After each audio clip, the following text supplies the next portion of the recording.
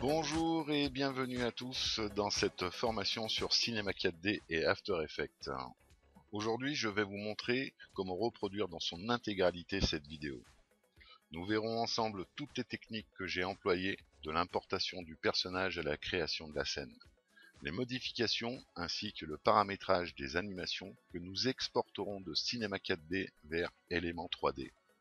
Nous finirons avec quelques réglages concernant l'éclairage, la caméra, une correction colorimétrique et l'ajout des bandes noires.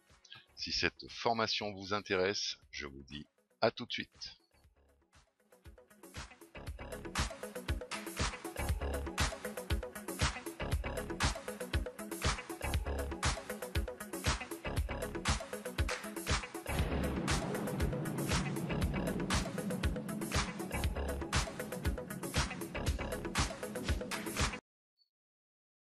Pour suivre cette formation, il vous faudra impérativement posséder ces logiciels qui sont autres que Cinema 4D, After Effects et le plugin Element 3D de Video Copilot. Pour commencer, nous allons nous créer donc un nouveau dossier que je vais nommer tutoriel. Je vais faire glisser ma bande son à l'intérieur. Et maintenant, nous allons aller chercher le personnage. Donc pour ça, on va aller sur Internet. Dans Google, on va taper TF3DM. Nous allons sur leur site, qui est un site qui fournit des modèles 3D payants et gratuits. Dans la barre de recherche, je vais taper le nom du robot qui n'est autre que C3PO du film Star Wars. Donc, hop. Là, il me propose plusieurs modèles, dont des payants et des gratuits. Alors, dans les 4 modèles gratuits qui nous sont proposés, je les ai tous essayés. Celui qui m'a l'air le plus convenable, ça reste quand même celui-ci. Voilà. Donc, on va cliquer sur Download. Donc, il faut patienter une vingtaine de secondes. On fait enregistrer et on l'enregistre dans notre dossier tutoriel. Voilà. Une fois que c'est fait, on va aller donc le décompresser. Celui-ci, on n'en a plus besoin. On peut le supprimer. Et voilà. À l'intérieur donc du dossier qu'on vient de télécharger, on se retrouve avec plusieurs fichiers. L'AMTL et le point OBJ, on n'en a pas besoin. On peut les supprimer. Et on a donc 3 textures. Enfin, trois images qui nous serviront pour la texture et un fichier DAE. Alors, nous allons créer dans notre dossier tutoriel un nouveau dossier que nous allons nommer C4D. J'ai l'habitude de travailler comme ça. Et un autre dossier à l'intérieur qu'on nous allons nommer Tex pour les textures. On va revenir dans le dossier qu'on a téléchargé. On va copier, non, on va juste modifier le format des images par le biais de Photoshop ou du logiciel que vous utilisez pour traiter vos images. Et on va donc convertir ces images du format Targan, nous allons les passer au format PNG. Donc, j'attends que, voilà, Photoshop réagisse. Je fais ouvrir, je vais dans le dossier. Voilà, tutoriel. Je prends donc cette image. Je fais enregistrer sous. Je vais l'appeler diff. Je vais la mettre au format PNG et l'enregistrer dans mon dossier texte. Pas de compression. OK. Fermer. Ouvrir. Je vais prendre la normale que je vais enregistrer sous au format PNG. Je vais la renommer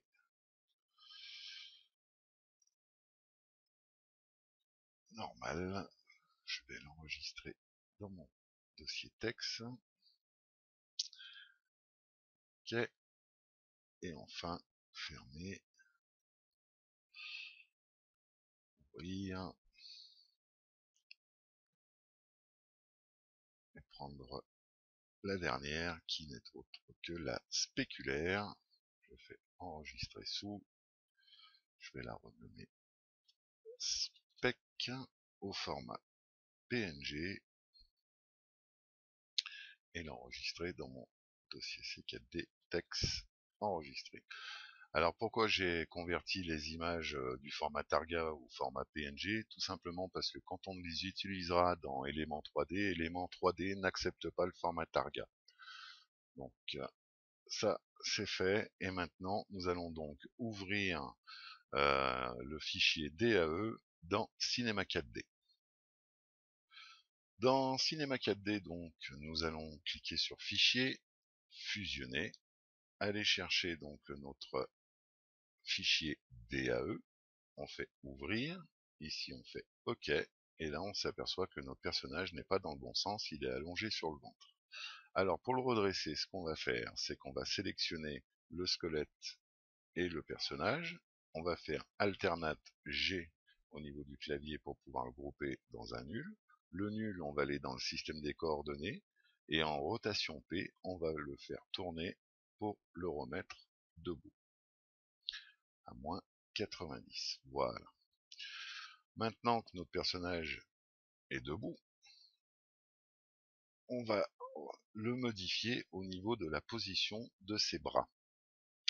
Pourquoi? Parce que ses bras sont un peu trop près du corps, et ce qui fait que quand on va l'animer, les articulations du bras risquent d'avoir une influence sur le maillage du corps, ce qui va créer des déformations, et c'est pas ce qu'on veut. Donc on va ouvrir le nul, on va ouvrir le squelette pour arriver jusqu'aux articulations des épaules, qui sont ici, celle-ci et celle-ci. On va donc prendre la première, on va utiliser l'outil de rotation, on va cliquer ici pour remettre l'outil bien droit, on va prendre l'anneau bleu qui est l'anneau des axes de l'axe en Z, on va commencer à lui faire monter le bras, on va rester appuyé sur la touche Shift et on va monter à 50 degrés. On va faire la même chose sur le bras, on va monter, on reste appuyé sur Shift et on met 50 degrés. Voilà. Maintenant, il a la position adéquate, la fameuse position en T. Voilà. Donc, une fois que ça c'est fait, on va faire un clic droit sur le personnage, sur le polygone personnage, et on va le convertir en objet. Il nous crée un nul, et à l'intérieur, on a donc le polygone personnage. On va le sortir de cette hiérarchie, et tout ça, on va le supprimer, car on n'en a plus besoin. Donc on a supprimé le squelette qu'il avait à la base, et on se retrouve qu'avec un polygone, un objet unique. On va supprimer ce tag, le tag d'influence, car on n'en a pas besoin. On va supprimer la texture parce qu'on n'en a pas besoin non plus. Et maintenant, on va le redimensionner, parce que là, notre robot, eh ben, il est beaucoup trop grand. Voilà. On voit ici, là, qu'il fait une taille gigantesque. Avant de le redimensionner, on va déjà replacer les axes dans le bon sens, parce que là on s'aperçoit que l'axe bleu, l'axe des Z, va vers le bas alors qu'il devrait aller vers l'arrière. Alors pour ce faire, déjà, dans un premier temps, on va aller sur la vue de face pour regarder si les pieds sont bien à la hauteur du sol. Là on voit qu'il est un tout petit peu trop bas. Donc on va cliquer sur Drop to Floor, qui est un plugin qui est gratuit et qui permet de pouvoir positionner les objets à 0 au niveau du sol. Donc je vais cliquer, hop, on voit que le personnage est légèrement remonté, maintenant il a bien les pieds au niveau du sol, et on va cliquer ici sur la modification des axes pour pouvoir remettre tout ça à 0. Alors ici 0, les axes sont remis dans le bon sens, et au niveau du Y, on remet à 0, et maintenant, on désactive la modification des axes, et notre personnage est bien au niveau du sol, et il est bien tout à 0. Alors maintenant, on va le redimensionner. Comme je disais, il est beaucoup trop grand. On va en rester cliquer sur Primitive et on va sélectionner le pantin. On va aller dans Objet. Là, notre pantin fait 600 cm, c'est beaucoup trop. On va mettre 1,80 m comme une personne normale. On va le mettre au niveau du sol. Et là, on voit effectivement que notre robot est beaucoup trop grand. Donc on va cliquer sur le robot et on va le redimensionner à la bonne taille en s'aidant de notre repère, le pantin. Maintenant qu'il est bien redimensionné, on va supprimer le pantin, on n'en a plus besoin. Et une fois que tout ça c'est fait, donc notre personnage est prêt à être exporté. Donc on fait Fichier, Exporter, et on va l'exporter au format FBX. Donc qui nous demande où c'est qu'on veut l'enregistrer. On va l'enregistrer dans notre dossier C4D, format FBX, on fait enregistrer, et ici nous ouvre cette fenêtre. Alors vous, normalement, il devrait avoir la version 7. Moi, il s'avère que par expérience, j'ai eu quelques problèmes, je sais pas pourquoi, avec la version 7 de la version du FBX. Donc pour pas avoir de problème, moi, je prends la version 6 et je fais OK. Et donc notre personnage a donc été exporté au format FBX et on n'a plus qu'à aller sur le site de Mixamo pour pouvoir le riguer et lui incorporer les animations. Maintenant on peut fermer donc Cinema 4D, on n'en aura pas besoin pour le moment. On va retourner sur internet. Dans Google on va taper Mixamo. Ici on va prendre le premier lien et on arrive donc sur le site de Mixamo. Donc si vous ne connaissez pas ici, il suffit de vous inscrire et vous pourrez riguer, c'est-à-dire créer un squelette à votre personnage et donc l'animer. Moi je vais cliquer ici, je suis déjà inscrit. Voilà, et maintenant on va sur Product, on fait Auto Rig. On veut riguer notre personnage, on fait Upload et on va chercher notre personnage que l'on vient de créer au format FBX et on fait ouvrir. Donc, du fait qu'il n'ait pas de texture, ça va relativement vite. Donc là, il le charge. Voilà. Donc notre personnage est là. On fait suivant. Et ici, on arrive sur cette fenêtre et il faut faire comme on nous montre sur cette image, placer les points au bon endroit. Donc celui-ci, on va le placer au niveau du menton. Voilà. Celui-là, on va le mettre au niveau des poignets. Voilà. Celui-là, le jaune, on va le mettre au niveau des coudes. Celui-là, au niveau des genoux. Voilà, bien au milieu. Et celui-là, au niveau du pelvis. Voilà. On fait Next. Et là, donc, l'algorithme va calculer et va placer toutes les articulations et nous créer un squelette. Donc, on patiente.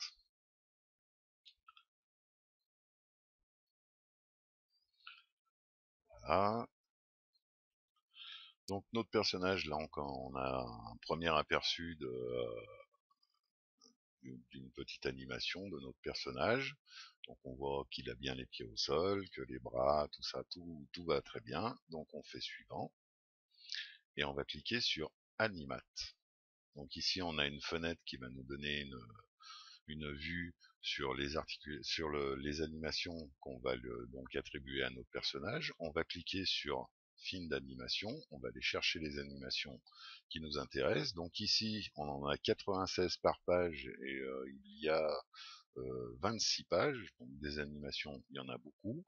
Moi, pour ma vidéo, j'avais utilisé donc Thriller, et donc c'est des animations qui sont au nombre de 5. Alors je vais cliquer donc sur la première, on voit il est là, il est latent, je vais l'additionner à mon pack, je vais cliquer sur la deuxième, je l'additionne à mon pack, ensuite la troisième, la deuxième, faut. Enfin, après, ça, il n'y a pas d'ordre, hein, de toute façon, on va toutes les prendre. Voilà. Et enfin, la dernière. Donc dans notre pack, on se retrouve avec les 5 animations. On clique sur Add to my asset. Donc là, il a chargé toutes les animations. On fait View Download. Là, il nous a préparé donc notre pack avec toutes nos animations à l'intérieur. On fait Download. On va les télécharger au format FBX bien sûr. Au niveau des frames par seconde, donc il nous propose 3 possibilités, 24, 30 et 60. Pour éviter d'avoir une scène trop lourde, on va le mettre en 24. On pourrait le prendre en 30, mais bon, c'est pas utile, ça va charger la scène et ça va ne faire que d'augmenter les temps de rendu. Donc on va prendre 24, on va le laisser en T pause, la fameuse pause en T, et on va pas sélectionner de réduction de clé. On fait Download, on arrive ici, voilà, il est en train de compresser notre pack, le pack est prêt, on clique sur Download, et on enregistre notre pack dans notre dossier C4D. Enregistré, et on peut fermer.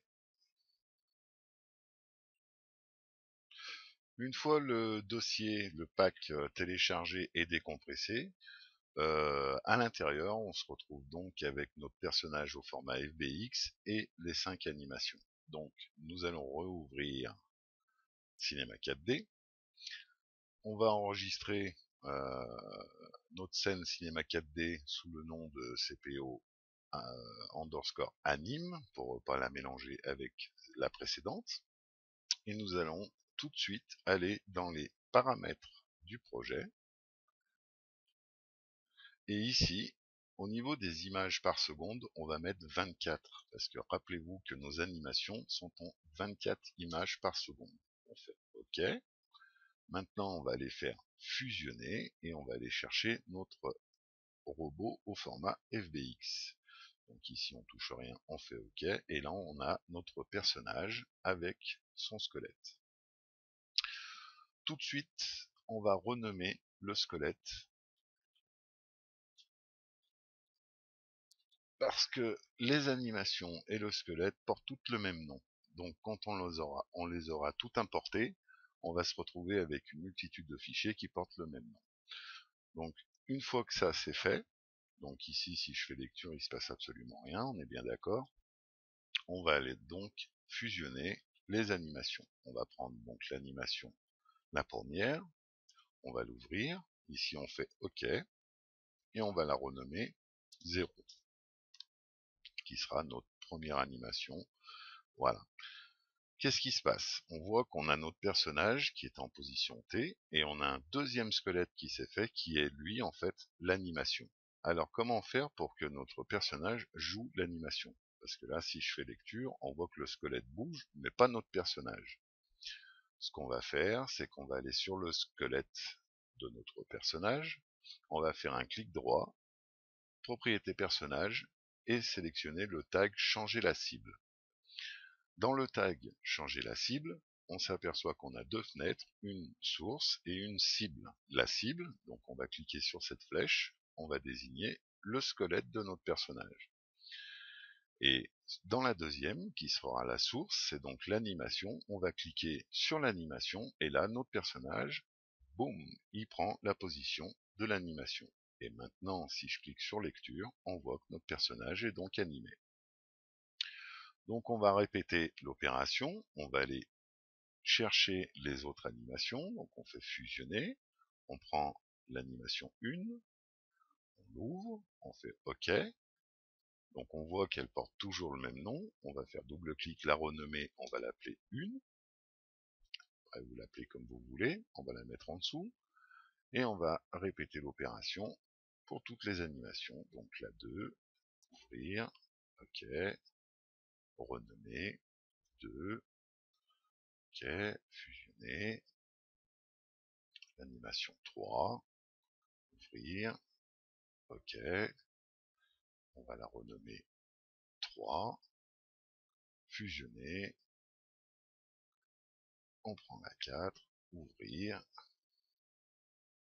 on fait OK, on la renomme 4. Voilà, maintenant on va les glisser dans le bon sens. Voilà. Et on voit que tous les squelettes, comme tout à l'heure, ce sont toutes les animations, et si je fais lecture, en fait, toutes les animations se jouent en même temps. Alors comment faire pour que notre personnage joue les animations les unes après les autres? Déjà, on va agrandir la timeline. Alors, chaque animation comporte un nombre de frames, les unes après les autres. Normalement, de souvenir, on arrive à peu près à 2800 frames. On va déjà régler ça, comme ça, on n'aura pas de souci. Et on a bien vu que chaque animation commence au point 0. Donc ce qu'on va faire, c'est qu'on va décaler toutes les animations pour les mettre les unes après les autres. Pour ce faire, on va aller dans l'interface animation, et ici on arrive sur ce tableau qui nous montre donc toutes nos animations, et on voit parfaitement que là nos animations commencent toutes au point 0 ici, alors qu'elles devraient être toutes les unes après les autres. Donc ce qu'on va faire, c'est qu'on va sélectionner la première animation, on va cliquer sur l'animation et on va la bouger pour la mettre à la suite de la première. Voilà, on va zoomer un peu, voilà, pour bien voir toutes nos clés, et on va regarder que là, on n'est pas d'espace entre l'animation précédente et l'animation suivante. On va ravancer celle-là, voilà, et on la met bien à la suite. On va répéter l'opération pour toutes les autres animations. Donc, on va sélectionner l'animation 2, on va la bouger à la suite de l'animation 1. Voilà, on va zoomer pour être bien sûr qu'elle soit bien juste après. Hop, on déplace et on vient la coller juste après. On redézoome, on prend l'animation 3, on la déplace à la suite. Là, on va zoomer pour être sûr qu'elle soit bien après l'autre. Hop, voilà. Il faut bien qu'elle soit à la suite, autrement il risque d'y avoir des temps morts entre deux animations. Et enfin, la dernière, clic. Donc on clique ici, ça sélectionne toute l'animation. Après, on reste cliqué sur l'animation et on la déplace pour la mettre à la suite. Voilà, on va zoomer. Hop.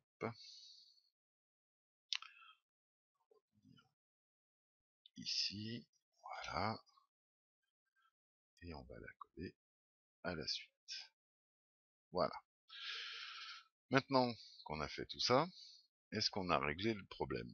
Donc, si je fais lecture, on voit que notre personnage joue la première animation, et là, on voit que l'animation, la 1, donc commence à jouer, mais notre personnage ne bouge pas. Donc, pour régler de sorte que notre personnage joue toutes ces animations, et qu'il se mette à bouger,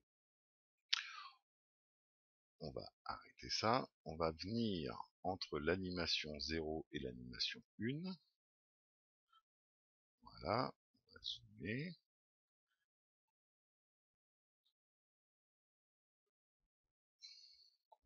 bien, voilà, on va prendre notre barre de lecture, on va la bouger sur la dernière clé de l'animation 0, on va aller sur le tag cible, et ici en maintenant CTRL appuyé, je vais créer une clé. Elle est apparue ici. Je vais avancer d'une frame en cliquant sur le bouton image suivante. Et ici, dans le tag changer la cible, je vais aller sélectionner l'animation 1. Et je vais refaire un contrôle, clic pour créer une deuxième clé. Et maintenant, là, je vais enlever ça, ça et ça pour bien qu'on voit ce qui se passe. Pas besoin de voir les squelettes. On va retourner au début. On va faire lecture. Donc, première animation, position d'attente. Et là, boum, il commence à bouger. On a donc mis une animation après l'autre. On va répéter l'opération pour les 3 autres animations.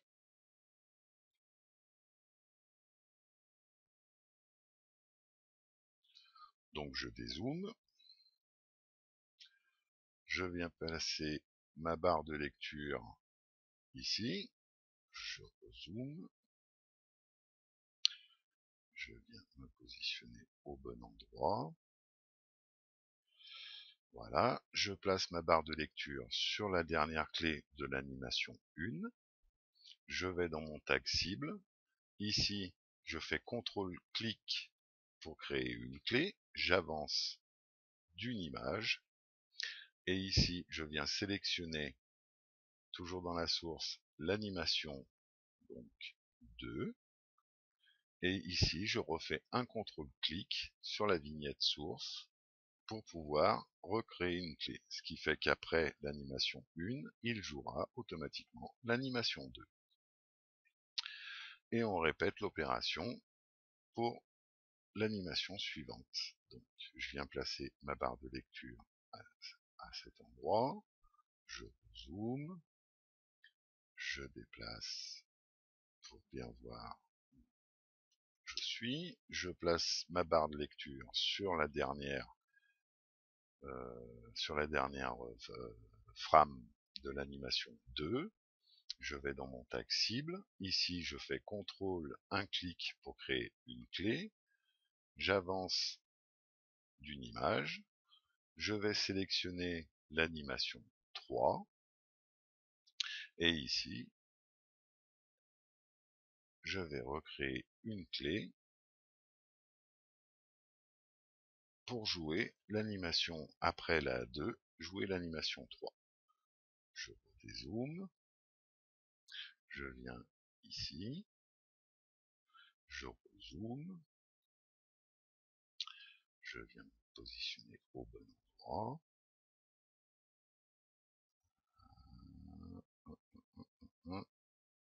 Voilà. Je viens poser ma barre de lecture sur la dernière image de l'animation 3.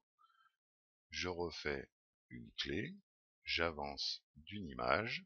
Je viens avec la petite flèche sélectionner l'animation 4. Hop. Et je refais un CTRL-clic pour créer une clé.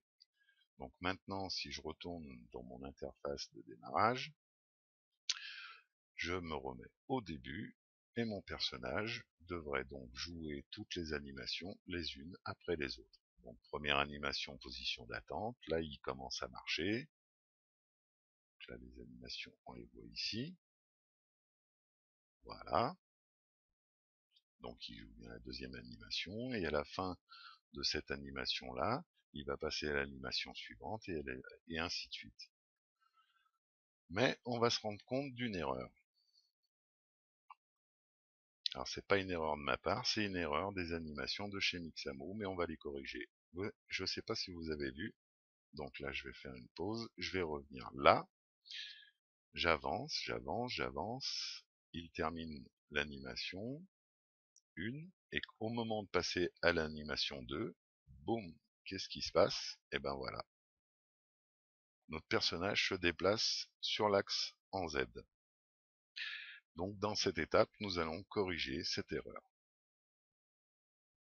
Pour corriger cette erreur, nous allons retourner dans l'interface animation et nous allons changer le mode d'affichage par le mode FC, en cliquant sur cette icône mode FC. Alors, on arrive ici, on voit qu'on a une fenêtre qui est vide. On va cliquer ici pour ouvrir la hiérarchie de l'animation 1 et ici pour ouvrir la hiérarchie de l'animation 2. On va ouvrir le dossier position. Je vais agrandir un petit peu, bien qu'on voit, voilà. Position donc en Z. Ouvrir le dossier des positions de l'animation 2 et cliquer sur position Z ici. On va dézoomer pour trouver, hop,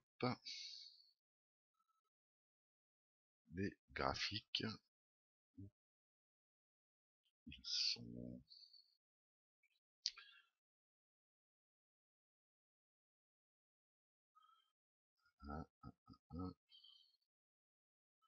Alors, pourquoi je ne les vois pas?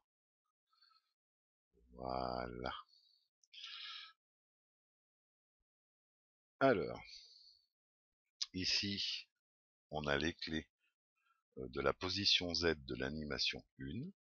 Ici, on a les clés de la position Z de l'animation 2. On va rester à cliquer ici et créer un rectangle de sélection pour sélectionner toutes ces clés.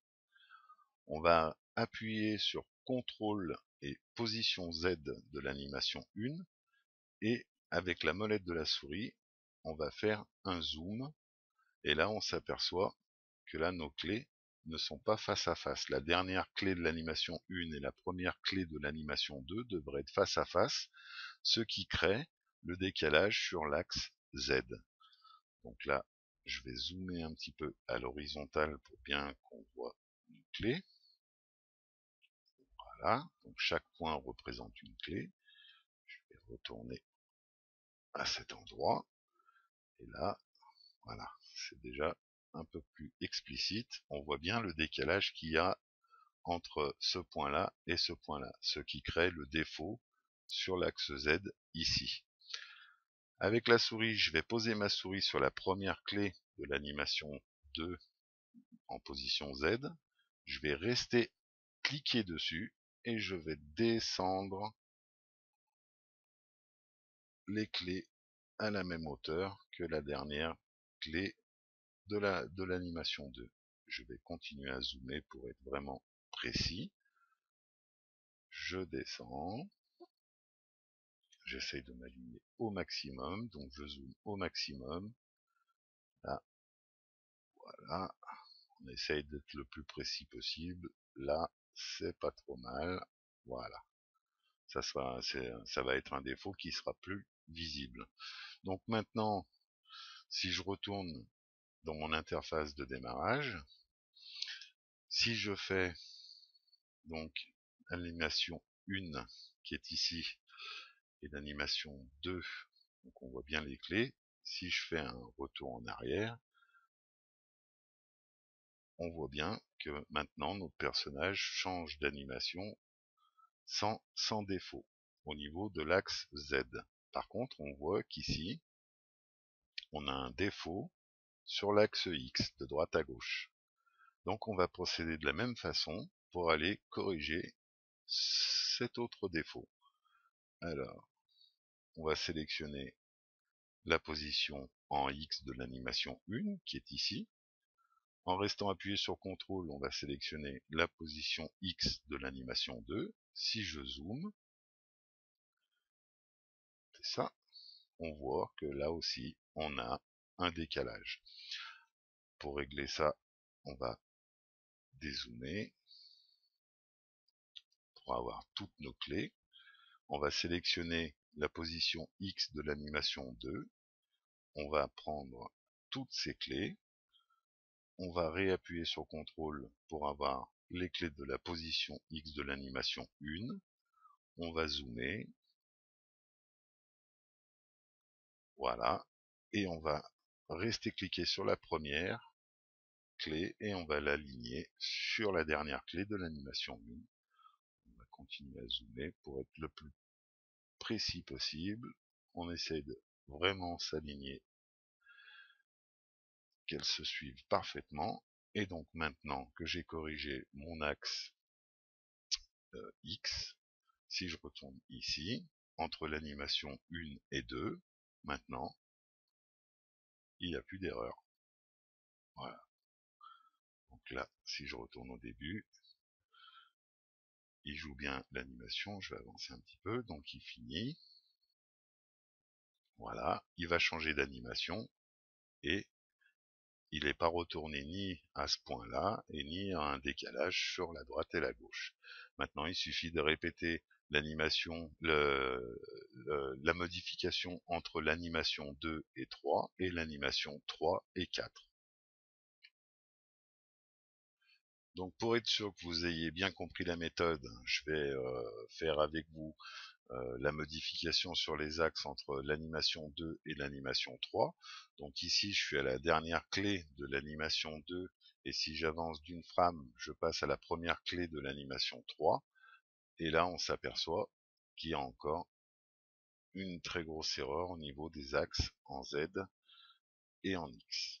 Donc, on retourne dans l'interface animation. On va se positionner juste entre l'animation 2 et l'animation 1, entre l'animation 2 et l'animation 3, pardon. Donc je prends le dossier position, ici je vais sélectionner les clés en Z, je vais cliquer ici pour les désélectionner puisque celles-là elles sont bien réglées, on va vouloir régler donc celle-ci. Je vais dézoomer pour voir toutes mes clés, toutes les sélectionner, voilà, je vais rezoomer, je vais sélectionner les clés position Z de l'animation 2, zoomer en avant, et là, on voit l'erreur, je vais remonter ça, qu'il y a entre les deux animations. Donc, je descends les clés à la même hauteur, voilà, je rezoome, je les remonte,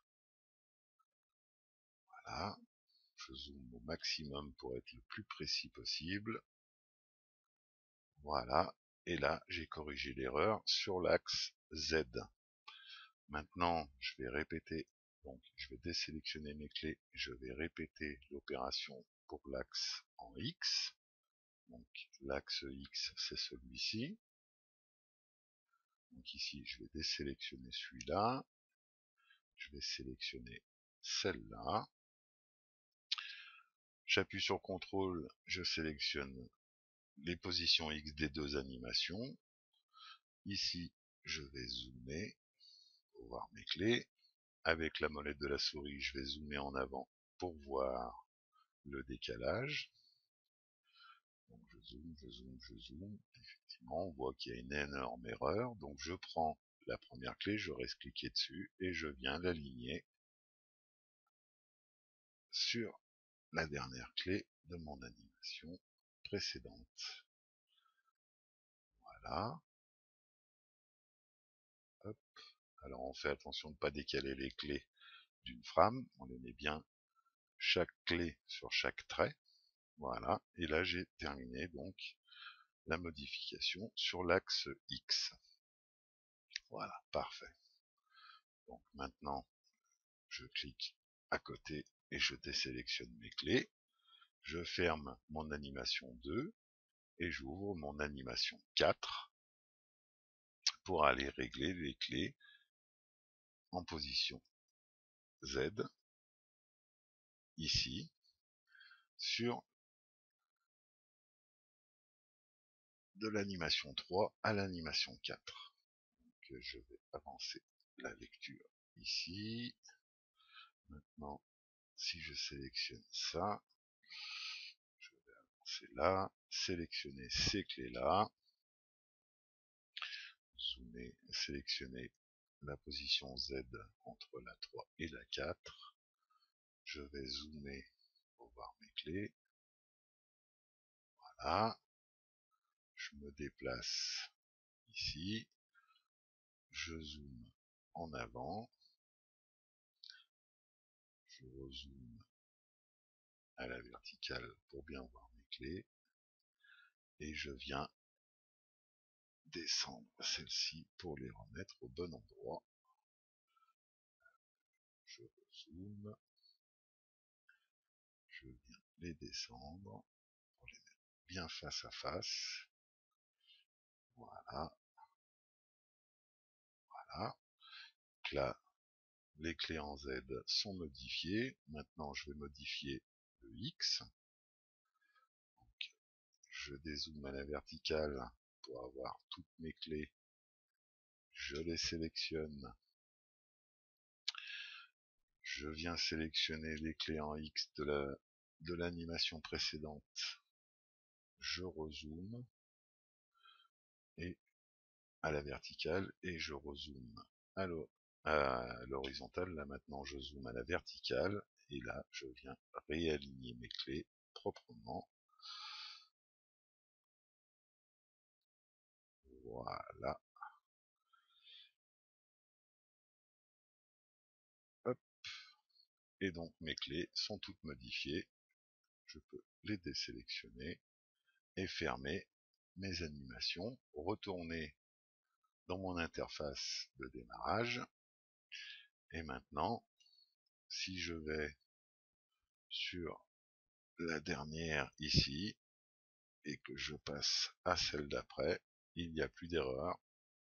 Sur l'axe Z, sur l'axe X, et toutes nos animations ont donc été calées comme il faut. Elles se jouent les unes après les autres, on les a mis bout à bout, et on a corrigé les erreurs sur les axes. Donc maintenant que tout ça c'est fait, on n'oublie pas de sauvegarder, on enregistre.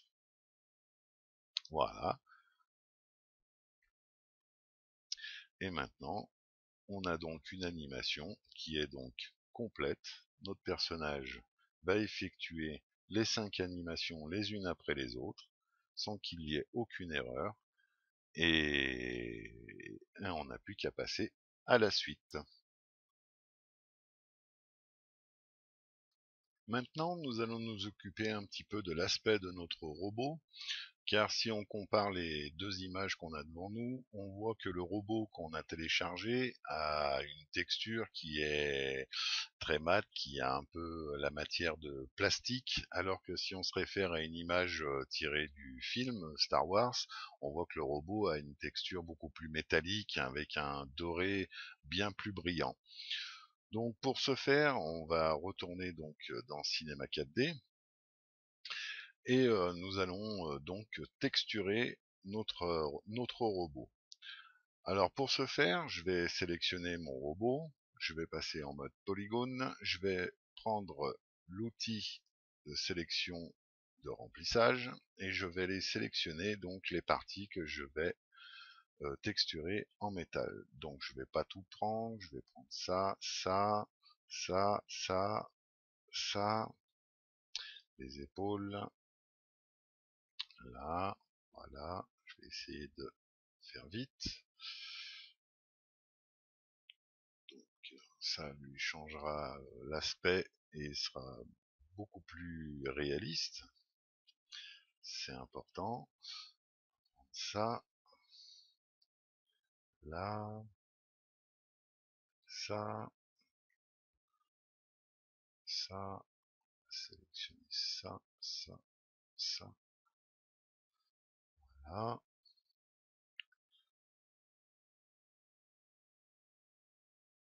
Hop. J'ai oublié à l'intérieur. Ici, ça, ça, de côté. Ensuite, donc, les genoux, les tibias, l'intérieur, les mains, les doigts. Voilà. Ensuite,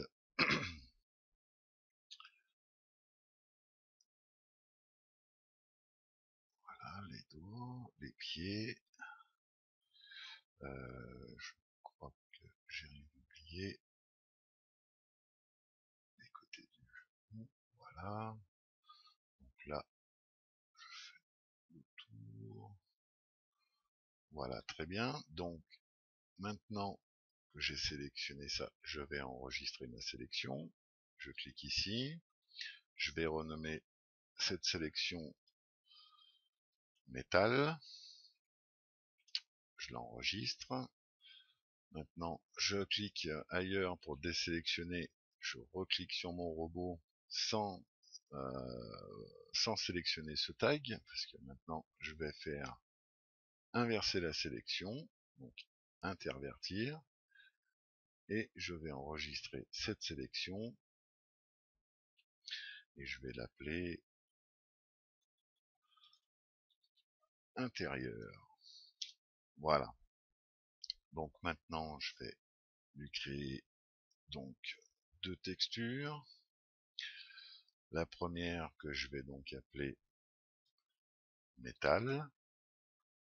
Donc dans cette texture, on va aller charger là. Alors tout à l'heure, j'avais enregistré dans texture une diffuse. Je vais aller dans la réflexion. J'aurai pas besoin de la spécularité. Je vais ajouter un GGX avec un calque Fresnel que je vais mettre en conducteur, et je vais le personnaliser avec la nitrure de titane qui donne une couleur bien dorée. Je vais augmenter la rugosité, je vais la mettre à 20% pour pas que ça soit tout à fait miroir. Peut-être la descendre un petit peu, on va la mettre à 15. Voilà, parfait. Et dans le canal normal, je vais donc aller charger la normale. Voilà. Donc cette texture, je vais l'appliquer à mon robot. Je vais aller mettre la texture ici. Je vais prendre mon tag, ma sélection. Je veux qu'il me colorie juste cette partie. Voilà, parfait. Je vais créer donc une deuxième texture que je vais nommer intérieur, où je vais charger la diffuse. Dans la réflexion, dans la spécularité, je vais aller charger la texture, la spécularité, et dans les normales, la normale. Voilà. Donc cette texture, je vais l'appliquer à mon robot. Je vais la mettre ici et dans, alors c'est bien le tag intérieur. Voilà, je vais mettre ma sélection comme ça. Donc là, je voudrais que le doré, il n'y ait pas ça. Donc là, on va plus rien voir. Bon, juste pour se donner un aperçu, je vais créer un studio rapidement, faire un aperçu. Et là, effectivement, on voit que là, le robot a déjà beaucoup plus un aspect métallique et brillant, bien plus réaliste et bien plus conforme à l'image qu'on avait sur l'image du film. Donc là, c'est parfait, donc je vais supprimer ça, j'en ai plus besoin. Et je vais donc enregistrer mon robot avec ces textures.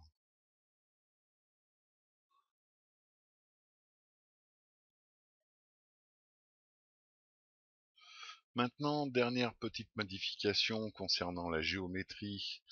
Nous allons aller sur le tag de Phong. Ici, on voit qu'il est à 180 degrés, car quand nous avons importé notre fichier FBX provenant du site Mixamo, il nous l'a mis à 180 degrés. On va juste le descendre à 80.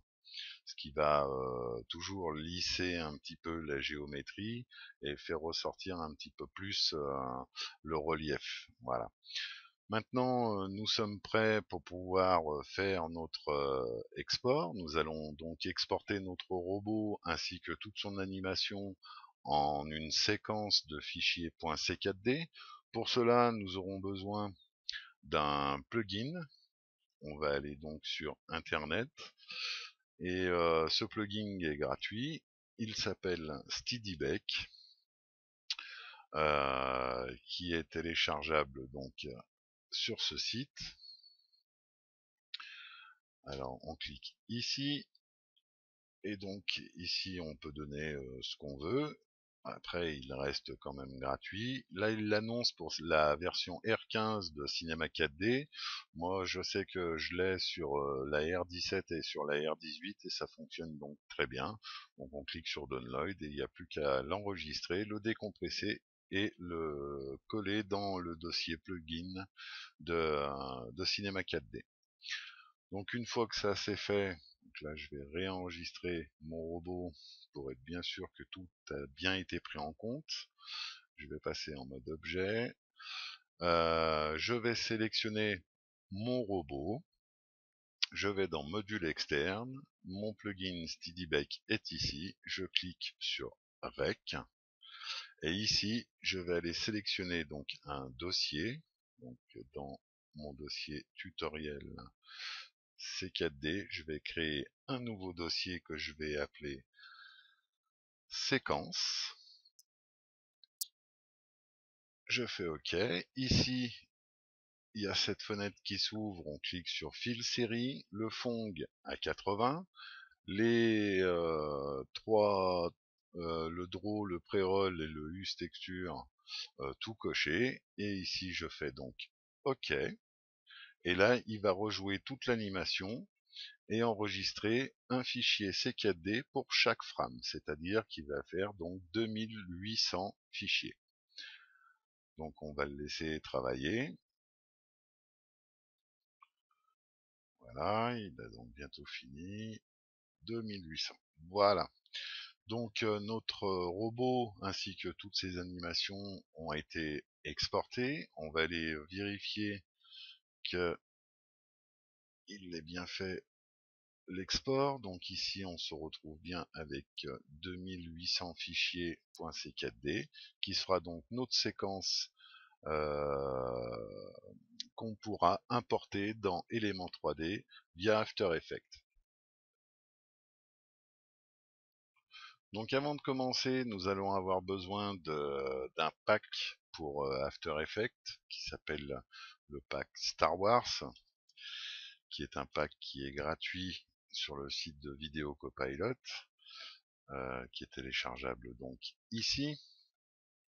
Donc vous allez descendre ici et télécharger ce pack.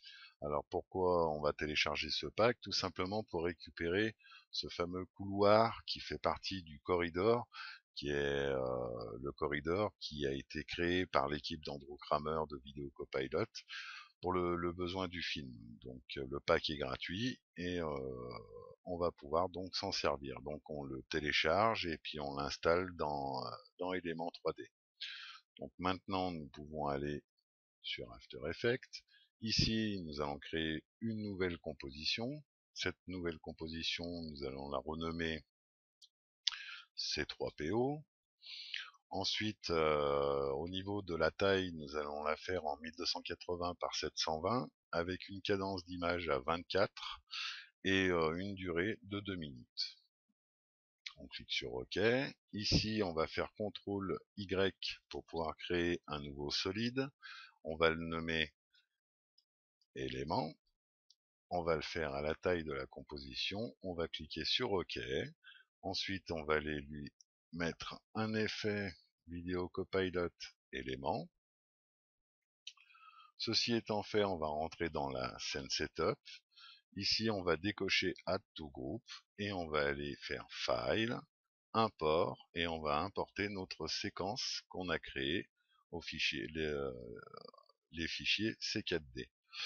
notre séquence C4D. Donc on clique sur la première, on fait ouvrir. Ici, il nous demande de remplir. Donc là, on va laisser charger les matériaux. Physical, nous on va utiliser une normale. On va lui mettre les pieds au sol. Et on va use auto normal. On clique sur OK. Et là, notre robot apparaît. Donc, on va aller tout de suite configurer des textures. On va prendre la texture intérieure, on va les charger donc dans les textures les images que tout à l'heure on a converties dans ces 4D. Donc elles sont ici, la diffuse, on fait ouvrir, ok, l'aspect ici, donc dans le dossier C4D texte, spec est ici, ouvrir, ok, et la normale qui se trouve dans le dossier C4D, texte, la normale, on fait ouvrir, ok. Donc là, il a commencé à nous texturer le personnage, donc ce qu'on avait mis en sélection tout à l'heure intérieur. Maintenant, on va aller faire la métal. Donc la métal, on va aller chercher dans le dossier physical la couleur gold. On va la mettre sur métal. On va renommer en métal. Comme ça, on ne se perd pas. On fait OK. Ensuite, on va aller charger la normale qui se trouve ici. On fait OK. Et donc, notre robot est donc maintenant texturé. J'ai rien oublié, donc tout va bien. On fait OK. Notre robot apparaît ici. Ma résolution est à 1/3, c'est ce qui fait qu'on voit que l'image est vraiment pixelisée. On va tout de suite aller créer une caméra au format 36 mm avec un zoom à 450. Là, je fais OK. Maintenant, cette caméra, on va cliquer sur C pour pouvoir un petit peu se déplacer. On va descendre un peu pour centrer un peu notre personnage. Voilà. On va aller dans éléments, on va cliquer sur groupe 1, créer un groupe nul ici, ce qui correspond à notre robot. Comme ça, pour le déplacer, ça sera bien plus simple. On va renommer ça en C3PO underscore nul. Maintenant, on va retourner dans éléments, dans la scène setup. On va donc aller charger notre scène. Alors, on va dans le pack Star Wars. On clique sur le corridor. Donc, si le corridor n'apparaît pas et que quand vous l'ouvrez, tout est en rouge, c'est qu'il ne sait pas où se trouvent les fichiers nécessaires pour faire apparaître le corridor. Donc, pas de souci, on clique sur File, Relink Send File. Ici, dans Path, on va lui indiquer le chemin d'accès au pack. On fait OK. On reclique sur le corridor et là, il apparaît. Donc le corridor, ça ressemble à ça. Et ça sera donc le couloir où on va donc faire notre scène. Là, je sais qu'il n'est pas tourné dans le bon sens. On va tout de suite le tourner de 90 degrés. Voilà. Ensuite, on va le mettre en groupe 2. Voilà. On va retourner sur notre robot parce que il va être beaucoup plus grand, donc il va dépasser. On va tout de suite le redimensionner. Alors on va le descendre de souvenir, c'est 40 à 40%. Voilà. Là je fais OK et donc mon robot apparaît dans ma scène. Parfait. Maintenant je vais aller donc le robot il est là. Alors si on avance, il vient jusque là. Voilà. Là, au plus près, il sera donc ici. Il est déjà un peu trop près. on va le reculer un peu, donc on va cliquer sur le nul, on va se mettre sur le Z et on va le reculer un peu. Voilà. Faut pas qu'il vienne trop près, puisque après quand on fera l'ajout des bandes noires, on verra plus ses pieds. On va aller à la fin de la scène, parce qu'il me semble que 2 minutes c'est un peu trop long. Voilà. On va prendre vraiment la dernière frame. Donc la scène va se terminer comme ça, et là si j'avance, il retourne là-bas. Donc voilà, on va prendre vraiment le dernier moment. On va cliquer sur N, ce qui va réduire la scène. On va faire un clic droit sur la barre grise ici, et on va raccorder la comp qui sera donc à 1 minute 56 et 16 secondes. Voilà. On va retourner au début. On va placer notre caméra, donc on va déjà rendre invisible le nul, on n'en a plus besoin maintenant. On va déplacer un peu notre caméra, donc pour ça on va cliquer sur C pour entrer dans les outils de la caméra. On va aller sur ça, on va aller se mettre sur ce côté, voilà. On va zoomer un peu en avant, voilà, pour être dans cet angle-là, parfait. On va cliquer sur la caméra, cliquer sur P pour faire apparaître les positions, et on va cliquer sur le petit cadenas pour mettre des clés. Ensuite, on va aller à la fin, voilà, et on va changer l'angle de la caméra. On va aller se mettre de ce côté, voilà, simplement pour donner un petit peu de mouvement, voilà, comme ça. Et on va, eh ben non, c'est déjà fait, donc c'est parfait. Ça donnera un petit mouvement à la caméra. Maintenant que ça c'est fait, on va aller dans éléments, procéder à quelques petits réglages.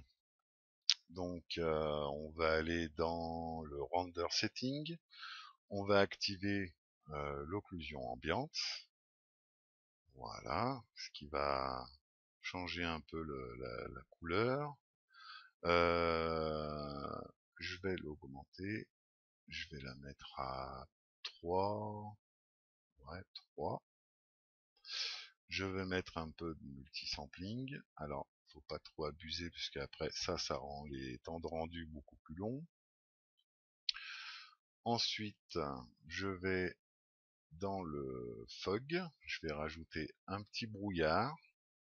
Dans le fond, une couleur un peu bleue, un peu foncée. Voilà. Je vais faire OK. Ici, je vais descendre un peu l'opacité, je vais la mettre à 30. Et je vais monter à 4000 pour le reculer au fond. Voilà. Ça, je trouve que ça donne un petit peu de profondeur à la scène, ça donne encore un petit peu plus de réalisme. Maintenant, je vais aller dans le glow. Je vais activer le glow. Là, ça va être beaucoup trop fort, donc je vais descendre un peu l'intensité, je vais la descendre à 1.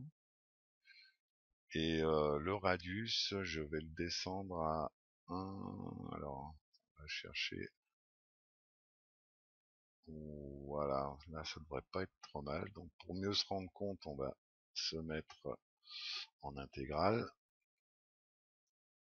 Donc là, on voit que voilà, ça brille par terre, c'est parfait.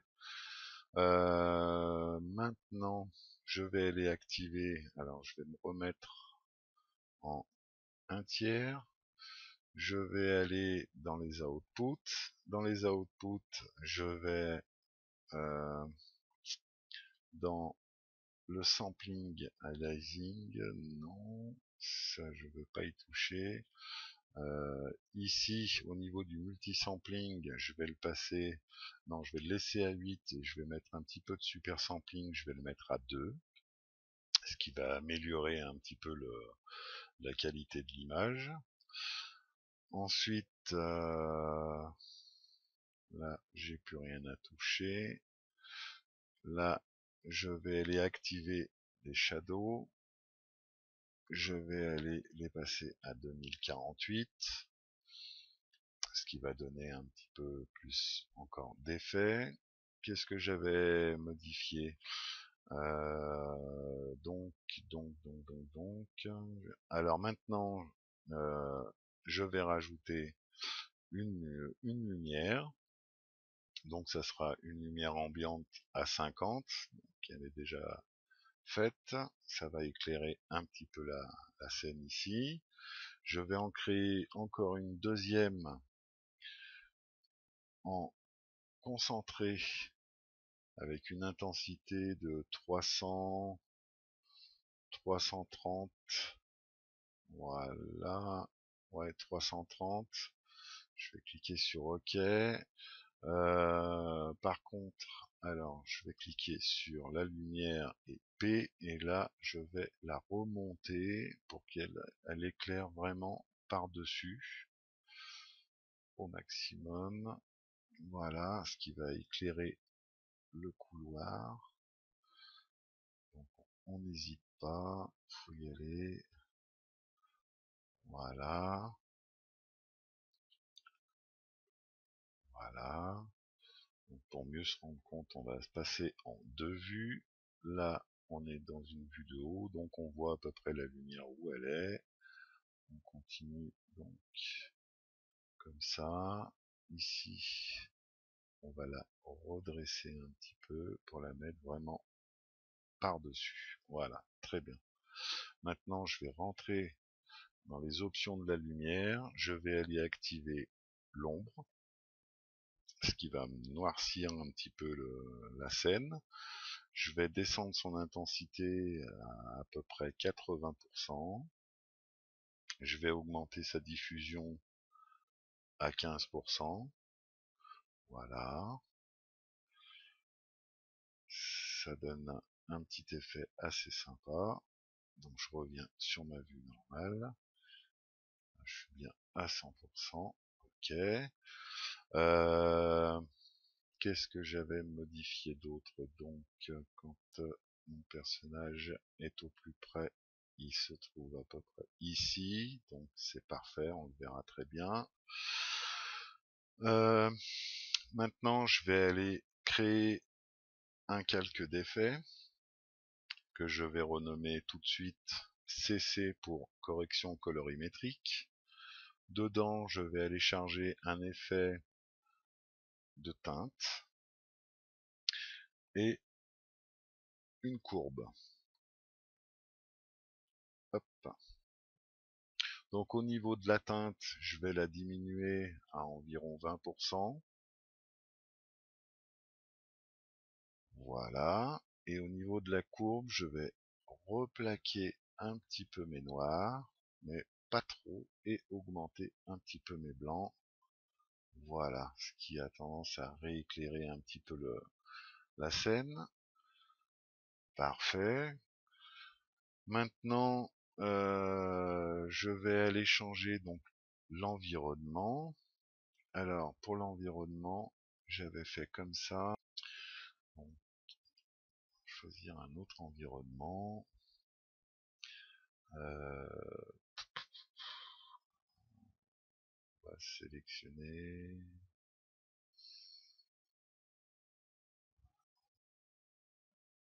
Alors, celui-là, il est pas mal, mais je trouve que ça éclaire un peu trop. On va peut-être descendre un peu les gammas. Non, les augmenter un petit peu. Diminuer un peu la brightness. Voilà. Qu'est-ce que ça donne? Voilà. Là, on voit mieux on voit mieux le robot. Ensuite, qu'est-ce que j'avais rajouté? Donc dans la caméra, j'ai mis un petit peu de profondeur de champ. Donc on va dans options de caméra, on active la profondeur de champ. Dans l'ouverture, j'avais calé 8. Voilà. Et au niveau de la distance, j'avais mis donc alors 500. Qu'est-ce que ça donne? Voilà, c'est pour que ça floute un peu au fond, ça floute ici, ça floute ici, donc je pense que là on est un peu trop près, on va mettre plutôt 600. histoire de récupérer, parce que quand il sera au fond là-bas, il faut pas qu'il voilà, faut pas qu'il soit trop flou. On va augmenter, on va mettre 700. Voilà, qui reste un peu net. Voilà, c'est pas mal. Donc maintenant, on va rajouter un vignettage. Alors je vais faire un CTRL Y pour créer un nouveau solide. Je vais le renommer vigne. Je vais faire OK. Ici, je vais aller mettre l'outil ellipse. Je vais faire double clic dessus. Maintenant, l'ellipse, je vais l'inverser. Je vais ouvrir le masque. Je vais lui mettre un contour progressif à peu près à 250. Voilà. Et je vais baisser un petit peu l'opacité. Je vais la mettre à 60. C'est pas mal. Voilà. Voilà. Et maintenant, il ne me reste plus qu'à aller charger mes bandes noires. Alors pour les bandes noires, je vous les fournirai avec. Moi, ce que j'ai fait, donc, il y a des possibilités par un script de vidéo copilot de faire du qui s'appelle aspect ratio pour faire ces bandes noires facilement. Alors moi, il y a quelques temps, comme je galérais un petit peu pour faire mes bandes noires, j'en ai fait sur Photoshop. Et puis du coup, bah maintenant, c'est bien plus simple. Donc, je vais dans Work, bande noire, alors j'en ai fait deux. J'en ai fait une pour les 720 et une pour le 1080. Donc je prends le 720, je l'importe, je le fais descendre ici, et voilà, je me retrouve avec mes bandes noires, tout est impeccable. Et donc maintenant, ben, nous avons terminé. Donc je revérifie que dans éléments j'ai rien oublié, le glow. Alors je vais rajouter un petit peu de motion blur. Je vais utiliser le motion blur de Element 3D car je trouve qu'il est vraiment il est mieux que celui d'After Effects. Je sais pas ce que vous en pensez. Donc moi là je l'active. Et puis ben c'est tout, hein. Je crois que là tout est fait. Donc là je vais cocher le multisampling. Voilà. Et après aussi, ce qu'on peut faire, alors bon, c'est pas obligé. Moi, je sais que j'aime pas spécialement, mais bon, je vais vous montrer quand même. Dans la color correction, on peut rajouter un grain. Alors, on va le mettre en rendu final. On va sélectionner, alors le mieux, moi celui que j'aime bien, c'est le Vision. Voilà. Et au niveau de l'intensité ici, on va la descendre, on va la mettre à 0,3. Et au niveau de la taille, on va mettre 0,3 aussi. Vraiment que ça soit un tout petit peu, un tout petit peu. Et au niveau de la couleur, ici, on va pas oublier de cocher monochromatique. Voilà. Et ça donne un effet cinématographique un petit peu plus réel. Mais bon, moi, personnellement, je le ferai pas sur cette scène. J'aime bien, je voudrais bien garder la netteté. Voilà. Donc maintenant que tout ça est fait, eh ben, il ne reste plus qu'à lancer le rendu. Donc on fait fichier, on va déjà l'enregistrer, comme ça pour pas le perdre.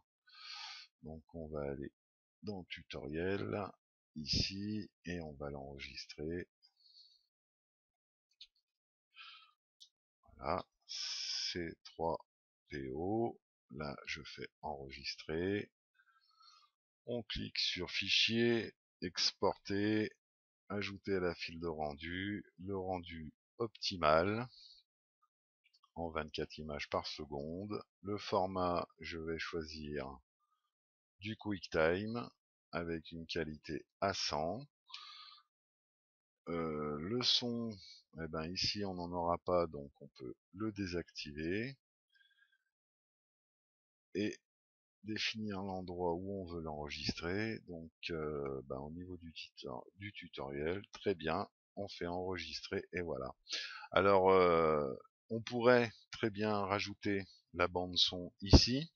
Le seul souci, c'est que j'ai du mal avec After Effects pour pouvoir caler comment dire, ma bande son au rythme du personnage qui danse. Donc du coup, je préfère utiliser un autre logiciel comme Vegas ou voir pour Premiere si y en a d'autres qui maîtrisent, enfin n'importe quel logiciel de montage, et je fais mon montage audio sur un autre logiciel, ce qui me paraît un peu plus simple. Donc maintenant, eh ben, je peux lancer mon rendu. C'est donc la fin de cette formation. J'espère qu'elle vous aura plu, que vous aurez appris plein de choses, que vous allez donc maintenant pouvoir faire des rendus avec des grosses animations. Je vous invite à nous rejoindre sur le groupe Motion Designer Community, où ici vous aurez beaucoup de contenu. C'est un groupe où il y a déjà un peu plus de 5000 membres. Donc ici vous pourrez nous montrer vos rendus, poser des questions, discuter avec des amateurs, des passionnés, des professionnels.